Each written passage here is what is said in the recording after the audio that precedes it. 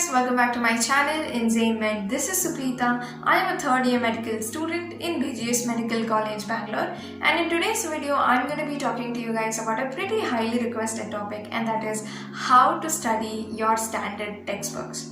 I know reading standard textbooks can be pretty overwhelming because they are so voluminous. So here are some of the topics that I will be covering today, and I hope that these things will make your studying standard textbooks a little bit more easier. So without further ado, let's get started.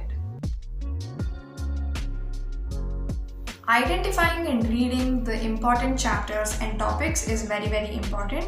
For example, if I'm reading the lung chapter from Robbins, I know that for my professional exams or my theory exam, I have to focus on emphysema and bronchiectasis because that is where I get a lot of questions from. They rarely ask anything about carcinomas. But if I'm preparing for my PG, I know there's going to be a lot of questions on lung cancer.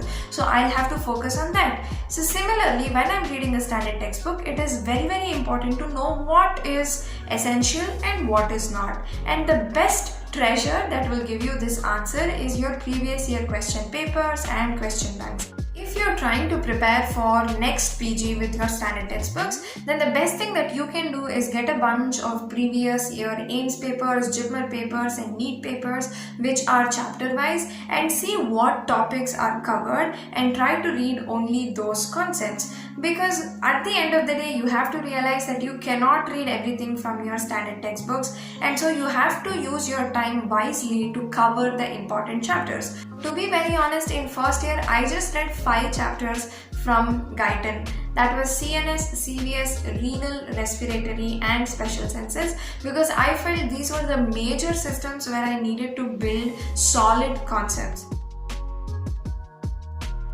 Being consistent and being patient with yourself is very important, because these textbooks are extremely huge and they contain a lot of information, and so it is very easy to give up reading these textbooks. But you have to realize that if you are consistent, you will be able to read them. So what I usually try to do is I set up 1 hour, at least 1 hour every single day, where I commit myself to read these standard textbooks. Currently I am reading Bailey and Love and Harrison, both surgery and medicine, and I am forcing myself to read at least 1 hour any of these standard textbooks consistently. There are so many times where I have to read the paragraphs over and over again to understand what they're trying to say, and then maybe I end up going to YouTube and end up watching videos, or I end up going to Wikipedia and learning a lot of information about it. But you have to be consistent, and every small effort that you are putting in today is going to add up, and it will be worthwhile at the end.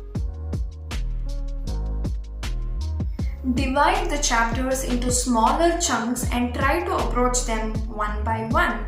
Whenever you see a huge chapter, try to break it down into smaller chunks and read it. For example, right now I'm studying thyroid from Bailey and Love for surgery, and it is a huge chapter. It is more than 60-70 pages.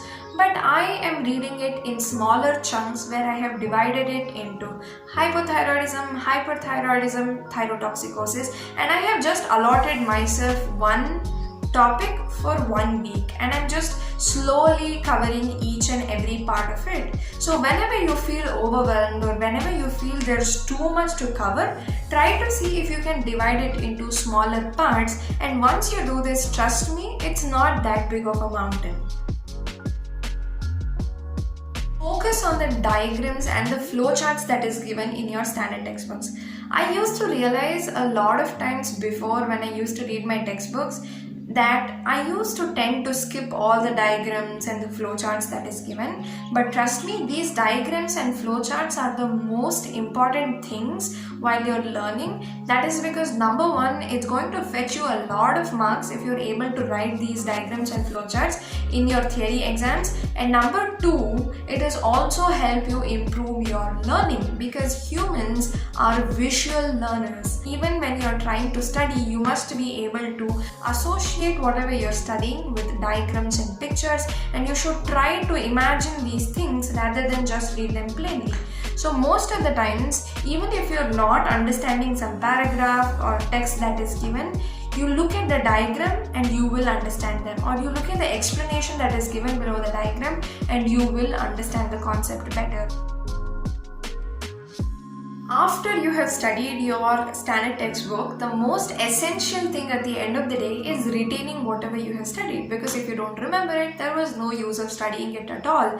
So there are two things that I use to remember whatever I have studied, and that is number one, creating image occlusion based flowcharts, and number two is creating questions. What I mean by image occlusion based flowcharts is that after I have finished reading a particular chapter or a particular concept or a topic, I try to make flowcharts or try to summarize whatever I have studied. Now when this happens, I'm actively trying to recall, I'm actively trying to apply my mind to whatever I have studied, and after I make this flowchart, I go to Anki or RemNote and create image occlusion cards. And the second thing I like to do is making questions. So when you're reading, and after you read a particular paragraph, if you feel like there is something important, make a question for it instead of making notes out of it. If you make a question for it, then you are again going to be forcing your brain to actively recall things when you read this question in the future.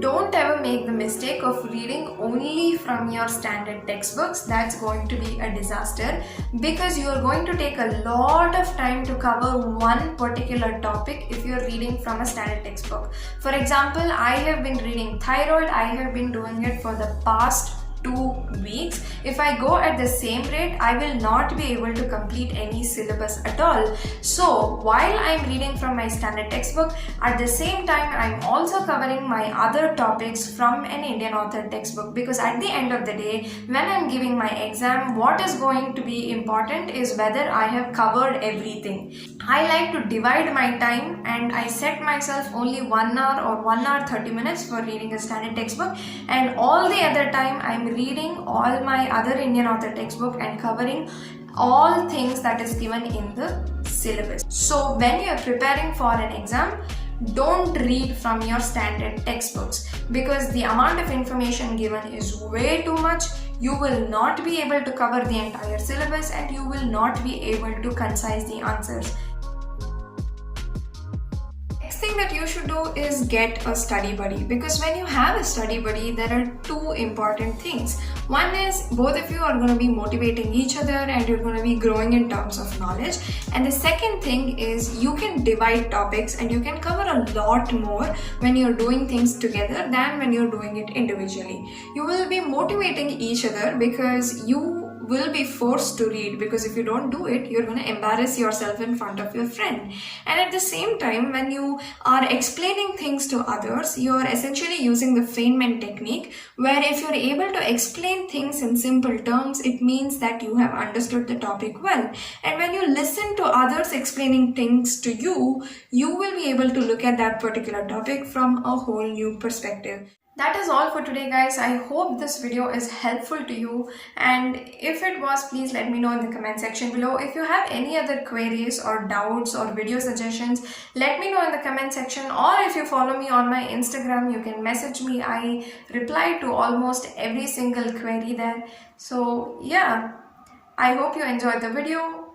Please make sure you subscribe to my channel and also hit that bell thingy so that you get notified whenever I put a new video. Thank you for watching. Meet you next time. Bye.